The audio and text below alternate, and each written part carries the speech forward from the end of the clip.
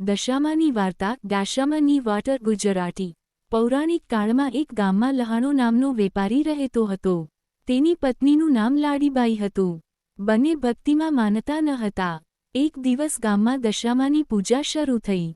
બધા મહિલાઓ નારિયેળ, કુંભ અને ધાગા લઈને વ્રત કરવા લાગી. લાડીબાઈએ પણ દશામાનું વ્રત રાખ્યું. લહાણો ભડકાયો અને દશામાનું ઘરમાંથી બધું ફેંકી દીધું. એ પછીથી લહાણાના ઘરમાં દુઃખ શરૂ થયું.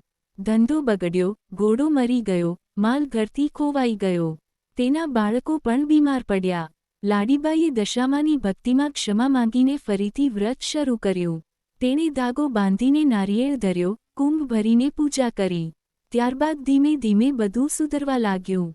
ધંધો ફરી શરૂ થયો, બાળકો સાજા થયા, ઘરમાં સુખ શાંતિ આવી. લહાણાએ પણ સમજ્યું કે દશામાની શક્તિ મહાન છે.